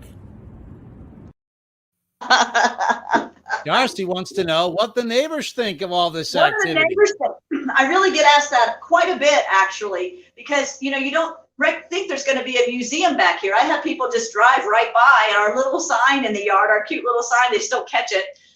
The museum has been here longer than any of the neighbors. So when they come in, we meet them and say, hey, by the way, this place exists and we have people visit. We're very quiet and the tours are, it's not like we're a rock and roll museum and we've got, electric guitars plugged in and playing out in the yard. People love living near us, actually. All of our neighbors have endorsed our construction project and signed off on that and vouched for us at city council meetings and things like that. We really pride ourselves on contributing to the community of Fort Mitchell and to our street, West Maple in particular. We've had events, we've had open houses. We were specifically asking the neighbors to come. So our neighbors are the best neighbors. Go West Maple! Yeah! So, all right. Next on the tour are the soft figures for the most part. There's a lot of variety in here. And, you know, generally when people think of puppets, a lot of them will think of these Muppet type, adorable faces. There's very friendly faces here. And so they respond to these very well. One question I get asked often is, what is the biggest dummy in the collection? And that's this one here, Reuben Hickory. He's 6'6" when he's standing. And we actually did a behind the scenes video of Reuben. So when people ask about him, I direct them to that video on our website and on our YouTube channel, where you can see him out and about and his whole story told as well. I love the soft figures. Nobody's ever intimidated by them. Nobody has ever creeped out about them. And that's a great time in the tour to talk about why not. Because earlier in the tour, they would have said that they were creeped out by the dummies because of them being human. But as you can see, we have a lot of these soft puppets that are clearly human characters and not animals.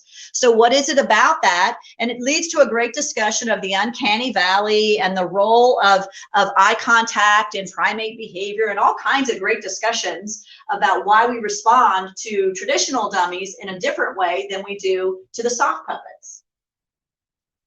Back here on the back wall are all kinds of toys and novelty items, things that have been mass produced to a large degree. I have people who ask about Howdy Doody, of course. And when I talk to them about that, they realize quickly that Howdy Doody has nothing to do with ventriloquism, but Howdy Doody was popular at the same time as these big ventriloquists of the mid-20th century were. So they have a connection in their mind. Of course, that doesn't stop a toy company from making a ventriloquism doll, even though the real Howdy Doody has nothing to do with ventriloquism directly. The same thing goes for W.C. Fields and Laurel and Hardy and Mo Howard and Bozo the Clown and Raggedy Ann and Mickey Mouse. Toy companies will make a doll about anybody that will say, let's make a doll. So these characters serve kind of have a cross-marketing appeal there.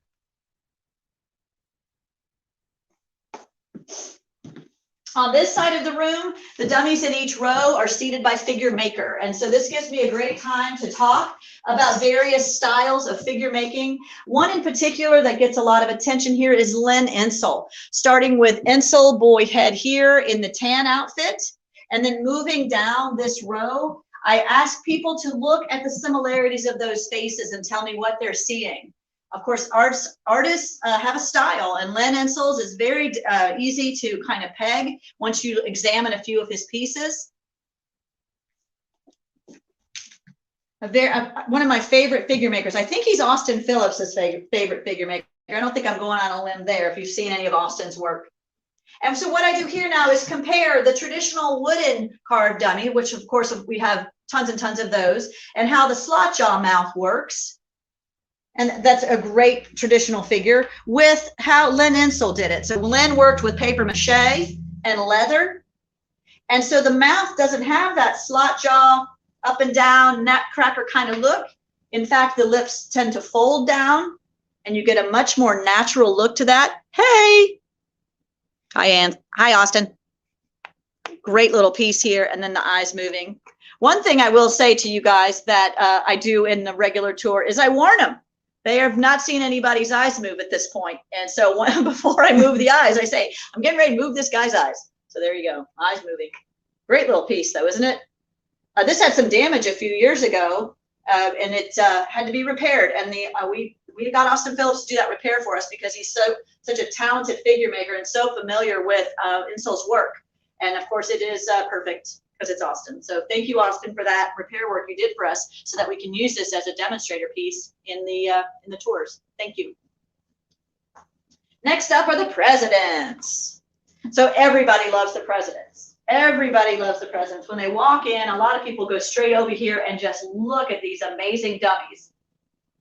These were made by a figure maker named John Butler, who was friends with Jim Teeter, the ventriloquist who used them. Many of you remember Jim. Jim did political humor starting in 1960 during the Kennedy administration while he was in college in Oklahoma. And he found that the presidential humor got more laughs than his traditional ventriloquism act. And that's why he transitioned over into doing just political humor. So when Kennedy was assassinated, he put that dummy away and he made his own dummy of Lyndon Johnson out of a Halloween mask, but he wasn't very pleased with it. And so it just wasn't a good quality piece in his mind.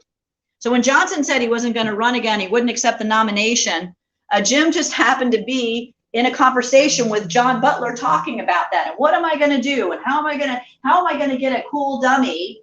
Because I obviously can't make it very well. So John says, you pick who's going to win the election and I'll make you the dummy. And so that relationship lasted for all of these administrations. Jim retired from ventriloquism in 2006 during George W.'s administration. And in 2016, Jim brought all of the dummies up here to Vent Haven. My favorite part of that was that at some point in his journey, he stopped the car and he got them out of their cases and buckled them into the car for me to see. So he pulls into the Vent Haven driveway and knocks on the door. He's like, yo, they're here. And I go outside expecting to, get trunks out of his trunk. And they're all in the car. And I take these great pictures of him with these dummies just sitting there looking up at me. It was adorable. We got these dummies let's say on a Thursday, and we were going to have an open house that Saturday. I had no time to make an exhibit for them, just no time at all to get ready. So we just got real creative and we put them all in the dining room of the house. We converted the dining room over so it was a conference table with all the presidents sitting around, and we let the people come into the house to see them in the dining room. But I didn't want people just walking around the house during an open house. So Brian, my husband, if you've met him, who is always up for anything and a very funny guy, he dressed up like a Secret Service agent and he stood at the back steps with his little earpiece in and his sunglasses on and his suit. And he would bring people in and escort them and act like a Secret Service agent, serving two purposes there of protecting the dummies, protecting the house, and of course, adding a lot of humor to the day. So thank you to my husband, Brian, for his willingness to go along with that. I think it might've been his idea actually. So not just go along with it, but think of something that funny to do. Lisa, I just have to throw this out here too. Brian is a funny guy in so many ways. And he's also one of the unsung heroes. He does so much for the museum. And we just love him. So I'm just going to throw that in there. I agree. He had, the different things that we have succeeded at here in Vent Haven. So much of that is Brian behind the scenes, making sure that it works. He's on tech support for me right now out there, making sure the signal doesn't drop and all of that. Yeah. And he doesn't want any credit at all for anything that he does, which makes it even better. He's just so easy to work with. And Vent Haven wouldn't be where it is today without Brian's help. So no, I know. Brian, I appreciate him so much. Yeah, he's the a best. Good guy. He really is. Thanks. Our next section here, these are the Mac and Marshall dummies, quite a few of the ones that we have in the collection. When I'm talking to general tourists, I'm like, these are your brothers and sisters with Charlie McCarthy. So the original Charlie McCarthy, of course, was made in the workshop of Theo Mac and Son. Of course, Frank Marshall took credit for it later on in a number of sources, but anybody that's really studying the timeline knows that Frank came along a little bit after that and he didn't actually make Charlie, so it's kind of sweet. But it didn't stop him from saying it. And of course, Marshall gets the shop eventually after the Macs are gone. There was an interim there where another man owned the shop. There are people who think, and we even thought at one point that the interim man there, Alex Cameron, made dummies, but we don't really have any evidence of that. So we were waiting to get definitive evidence before we assert that anymore. Frank, though, was one of the most prolific American figure makers, and his work is just highly treasured by collectors, great quality pieces. Frank made Danny O'Day and Farfel for Jimmy Nelson. Frank made Jerry Mahoney for Paul Winchell. He was the go-to guy, particularly in the Ed Sullivan era of ventriloquism. He was the guy people wanted to get their dummy from. So Frank is just an extraordinary figure maker for American figure. Yeah, we had a question before, Lisa. Someone said, how do they get a Marshall repaired? There are a couple of people out there. You mentioned Austin Phillips, Tyler Ellis. And also I want to point out, too, that one of the gentlemen that allows us to broadcast on his channel, his group, which is Conrad Hart's, still carves the way Frank Marshall carved. And he's been greatly inspired by Frank Marshall. So just important to point out that there are some contemporary folks out there that absolutely positively also honor the great Frank Marshall. Yes. Yeah. All right, as we're coming to, watch out, Annie. There you go, almost backed into the bench. Thank you. As we're coming to the end of the tour, the last thing that I do is typically talk about the McElroy brothers. They were from Harrison, Ohio, and so the local connection there is common for a lot of my tourists. They're local a lot of times. So talk about Harrison, Ohio, and the significance of that with regard to ventriloquism history. Two brothers named George and Glenn McElroy made dummies from 1936 to 1941, and their dummies are incredibly complex. We talk about the lack of need of a complex dummy. Charlie McCarthy didn't even have moving eyes. You think about Jeff Dunham's Walter, he has eyebrows and a mouth, and that's it. It's not about a complex dummy to be a great ventriloquist, but they surely are cool to look at. So yes, I guess it was Peter Valentin who wanted to see Cecil. Here I go, Peter, here I go. I'm going to give Peter a shout out real quick just because he's supported our Adopt a Dummy program, not once, not twice, but 3 times. He's a huge McElroy fan. Peter adopted Uncle Eddie, and Peter adopted Johnny, and Peter adopted Diddy Talk Hawkins. So thank you very much, Peter, for that support. I know you're a huge, huge fan of the McElroys, like so many others. All right. So this is Cecil. Yay. This is Cecil Wigglenose. He was made in 1937. So he's kicking it, being 84 years old. The McElroy brothers didn't use the traditional eyes. They used ping pong balls that they would paint for the eyes. And in several of their figures, they installed the eyes and the eyebrows with a counterweight in the head so that I'm not using any mechanical energy. I'm just using gravity, to get him to look all around the room. Yay. Of course, his mouth works. You would expect that. And his upper lip, nice smile. Look at that, Cecil. And in addition to that, he's got 6 more features.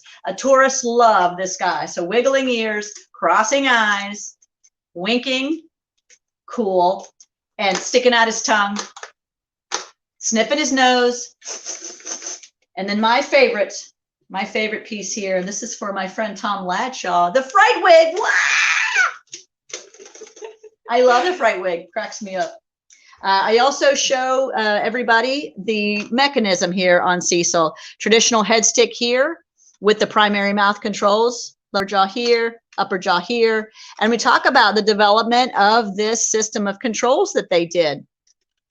It's really amazing when you think about the engineering that's going on inside the head, the complexity of the rods and all of the different pieces that are in there. And people love looking at that. The McElroys didn't make very many dummies. They weren't extremely prolific like Frank Marshall was. They made less than 4 dozen. And there's probably still a few out there that are still undiscovered. So I always encourage people, if you see a dummy and it's got a string coming out of the back of the head, that's kind of cool. If you see a dummy and you got to stick your hand in there to operate it, that's even cooler. If you see a dummy and it's got ping pong balls that are lolling around in its head, would you go ahead and bring that to Vent Haven and let me check that out? We're very, very fortunate to have so many McElroy figures. Part of that, I think, is the geography of it, in that Mr. Berger, living here in Fort Mitchell, was only 40 minutes away, and probably a little bit longer in the day, but 40 minutes away from Harrison. So he was able to have these great relationships with the brothers and get them to do work for him. So that is the story there. Do I have some more questions, Al? Well, you do, and I'm trying to balance. We just got a late one that came in, but I want to, talk about the building that you haven't mentioned yet. And this question is the most beautifully asked question. I think you'll find out why when I play this next question for you. Okay.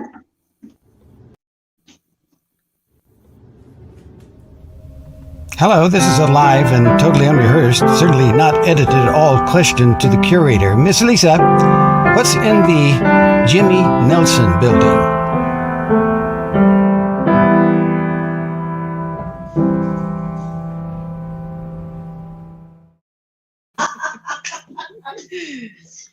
Oh, Jay. You know I love you. Thank you so much. You're so creative. You're so awesome. You're so sweet to me. I love you so much, and I appreciate that you would go to that effort to ask a question about the Jimmy Nelson building. Yes, on most tours, I tell people we're going to go into 3 buildings, and they always ask, what's in the Jimmy Nelson building? So I don't typically take tourists in there because it's typically a special exhibit about a ventriloquist from our community, a special exhibit of some type. But then a lot of times I'm using it just for storage while I'm putting an exhibit together or something like that. So because it's you, Jay, we'll go in there and you're going to kind of see the mix of what's actually in there.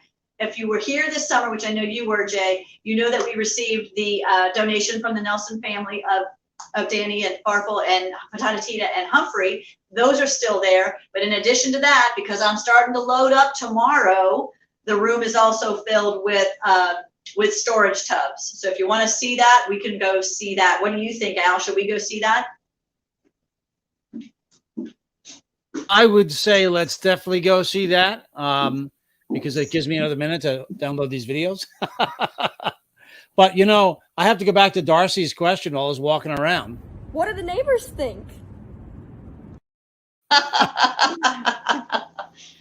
Yeah, what do they think? I think you should definitely go see that because Jay did such a great job asking that. So while you're walking over there, I'm going to take you off the screen for a second as you set up that next shot. And we have a couple of more questions that are coming our way. In fact, to tell you how we do these live streams, they're very much up to the minute. And so I'm actually going to play one for Lisa here that just came in. One of my favorite guys who's going to ask this question. I'll bring him on in 1 second. But for those of you that I'm asking questions, really appreciate it. There are a lot of questions coming in. We're going to do our best to try to get a bunch answered here in a bit. We're about 35 minutes over our initial target goal. So just know that. We did want to try to wrap up here in about an hour. That didn't work. Sometimes, you know, you have special guests show up and things like that. But I'll tell you what, here is our next question, literally hot off the press from a guy that inspired me so much over the years. When I was convention chair back in the day and we had different people that chaired the convention, I wanted to make sure that he joined us on stage, and he did, and he blew the doors off the place. Here's a question from my friend, Jim Barber. Excuse me, I have a question. Who was that one ventriloquist on that one show?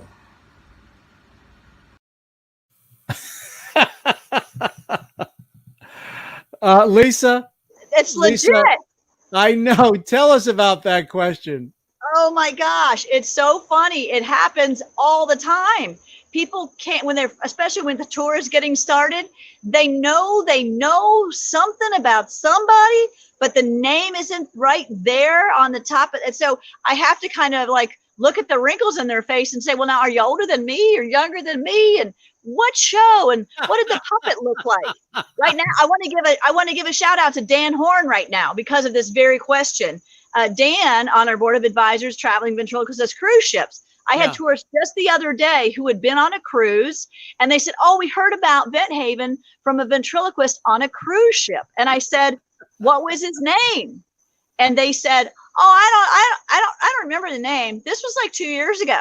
And I said, "Okay, what did he do?" And he goes, well, then he remembers. Well, he had this old man puppet, and he had this hearing aid issue, and he kept shaking when he would adjust the hearing aid. People remember the puppet.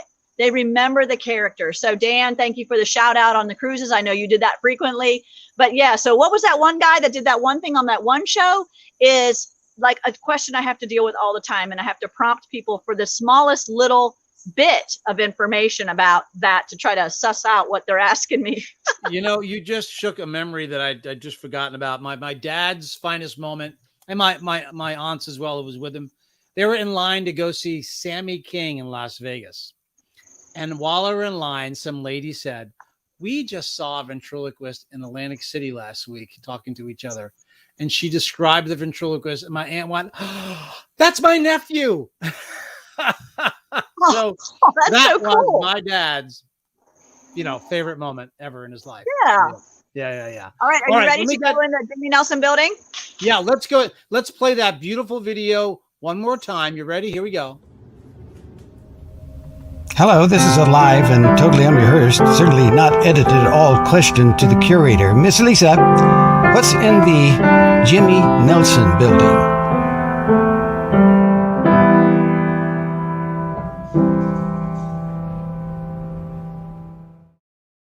Take it away, Lisa. Thank you, Jay. I wish I could play the piano and accompany myself in the answer. Here I am with Buddy, the cat that keeps the mice away. Hello, Buddy. Here we are at the Jimmy Nelson building. This building was actually named after Jimmy Nelson in 2011. Prior to that, we called it the Ship Building. But our entire 2011 convention was a tribute to Jimmy and his 70 years in ventriloquism. So it was a huge celebration. And one of the things that the board of directors did was ask him to be the Dean of American Ventriloquists and to dedicate this building to him. I want to give all the credit for how that convention was run, as far as all the Jimmy Nelson stuff is going, to Tom Ladshaw. It was his idea, and he came up with all of the ways that he wanted to honor Jimmy, and he wrote a book. He did all of this stuff. So Tom, I know that made Jimmy's career for you to do that for him. It was the best convention. It was so much fun. I know you had to work with Mark on that, and Mark, thank you so much for going along and doing all of those things. But it really, I think, especially now that Jimmy's gone, I think that people were here for the 2011 convention, have that memory to cling to about what a tremendous time it was to honor him while he was still here and could receive all those hugs and those accolades and all of those well wishes. So we'll go on in here and we'll see the stuff, but you're going to see both sides of the Van Haven coin. So don't judge me, people. Come on in.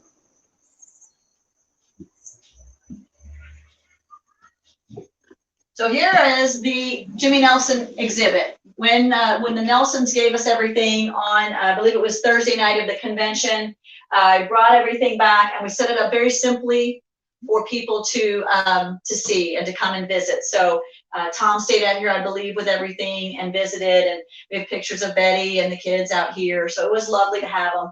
This is probably the most significant donation that's ever going to come in. And it's the one that none of us wanted to get. So if you've ever met Jimmy, you understand. You understand. He was the best. And then, like I said, there's another side to this building, and that is storage. I'm getting ready to start tomorrow with the storage of the dummies, and so I had to get all the containers and all of that as staging area. So we've got merch out here and tubs and things to get ready to put things away. So that's very behind the scenes for you.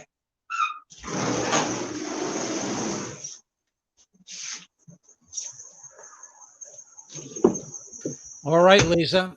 Would you like me to ask another question while you're walking?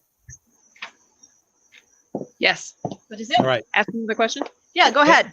All right, we'll ask another question. Let me bring on the person you just mentioned, in fact, and thanked. Here is our convention chair, Mr. Mark Wade. Hey, Lisa. Hi, it's Mark Wade here, your executive director for the convention. And I've got a question for you. How big is the Van Haven collection? Don't know. Thanks, Mark. Yes, we get asked about that all the time. There's currently 1,020 dummies and puppets in the collection. About 800 of them are on exhibit right now. But in addition to that, it is truly an iceberg collection. There are hundreds and hundreds of posters, playbills, scripts, recordings, costumes, photographs, at least 10,000 8x10s here. And we're working in every off season to make more and more of that digitally available. But it is a project for the ages. I can't imagine I could stay here 50 years and work and it will not all be digitized. So it's a huge collection. We do, though, hope to share more of it with you in the new building, show you more dimensions of what is here rather than just dummies and photographs. We hope to share more of the ephemera with the public, with the ventriloquism community, and we hope to give you a better understanding of how much work W.S. Berger did in amassing this collection. How'd you get this job? Did I get a question? How'd I get this job? Is that the question? That's the question. The person wants to know how you got a job like this, Lisa. No kidding, right? Right? So the story is long, but I will shorten it since we're getting close to the end of our time. I learned of the museum when I was a teacher. I taught math, high school math, with the lovely and talented Annie Roberts at a local high school out here at Lloyd High School in Erlanger, Kentucky, which is where the airport is. That's kind of that town. And I learned about the museum from her. She was the curator before me, and I learned about it when she was looking to start a family and build a home. She was looking for a replacement, and I didn't know anything about Vent Haven. And I said, what museum about ventriloquism?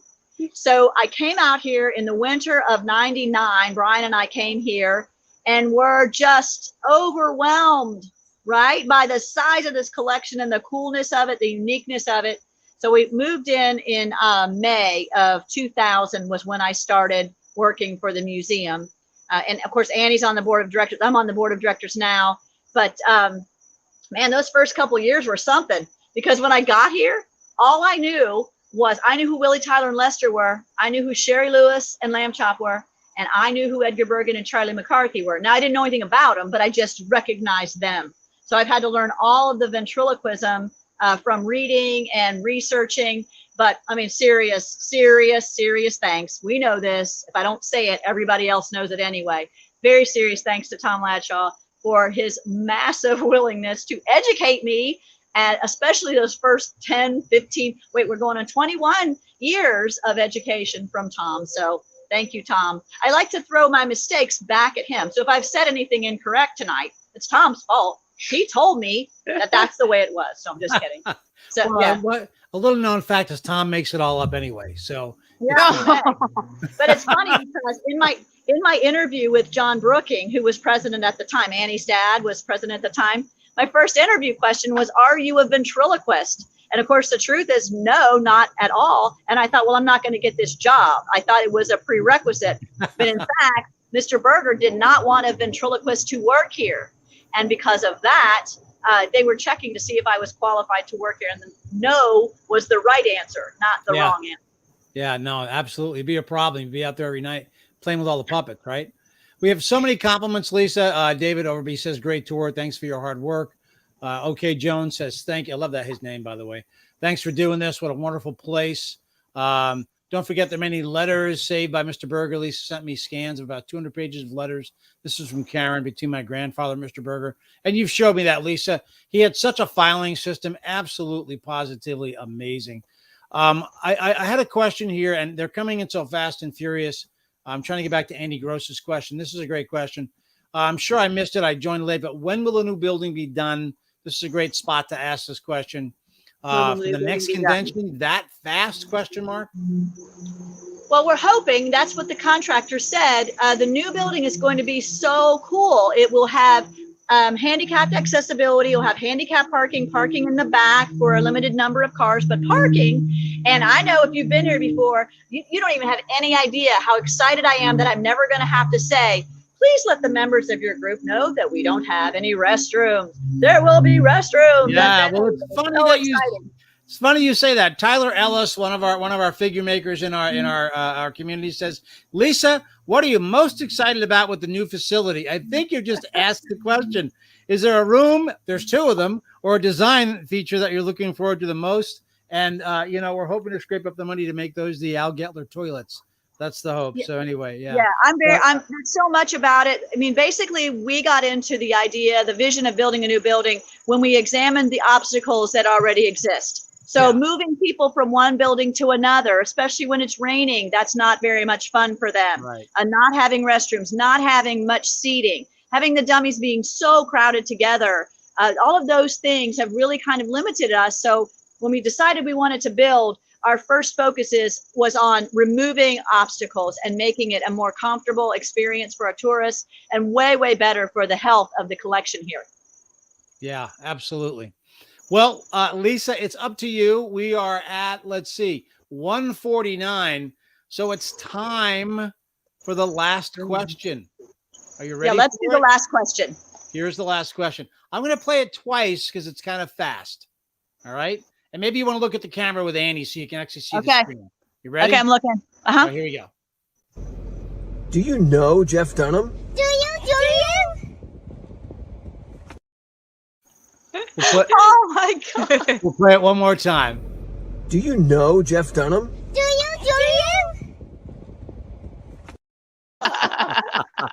Okay, that's I love that adorable. one. Yesterday was it looks like Oh they were my all God. dressed up to go to Audrey's birthday dinner yesterday, and it was so great of them to do that. And then, of course, Jeff joined us today, which was really, really That nice. is awesome. Hi, Jack. Yeah. Hi, Jim. Thank you, Jeff. Hi, Audrey. I'm sorry Jeff had to do something for us on your birthday. But happy birthday. Daniel and Jerry, thanks so much. We appreciate that. Lori says great tour. Please, so cute. Phil Nichols, long one there, but your puppets will live on at Vent Haven. So true. Karen, thank you very much. Really appreciate that. Well, Jay Johnson gets the last word. This has been a wonderful experience. Thank you, Al, Annie, Brian, Lisa Sweezy. Onward and upward. Wow, what a way to close it out right there. Yes, Al, thank you so much for hosting this and taking care of everything on your end. I really appreciate it. It's made it so easy for us. Thank you to APR for camera work and to my darling husband over here on tech support. Thank you, dear. Put him on camera. Come on, Annie. Get There him he is on camera. Wave at He's him. so humble. There he is. There he is. Making sure Great the signal job. stays up. Thank you, Great Al. job. Thank you, everybody, so much for watching. I really appreciate it. And I can't wait to share with you the progress of the move out and the demolition and the construction. And I can't wait for you guys to be here to see the brand new facility. So thank you, thank you, thank you, thank you. Absolutely. Folks, thank you all for being here tonight. We appreciate it for joining this live stream. Again, I'll repeat, the live stream will be available once we finish here in a moment. You can go ahead and watch it from the very beginning. It'll be on the channels for some time, for the next few weeks, and we'll keep you up to speed where it'll be after that. But this is the last Vent Haven tour. It really is sad. And someone says here, time for Skyline Chili. So true. Joseph Franklin, Jim Barber, woo woo. Lisa, stick around. I'm going to end the broadcast now, folks. Thank you all very much. Enjoy the rest of your summer, and we'll see you next summer, hopefully at a brand new Vent Haven building.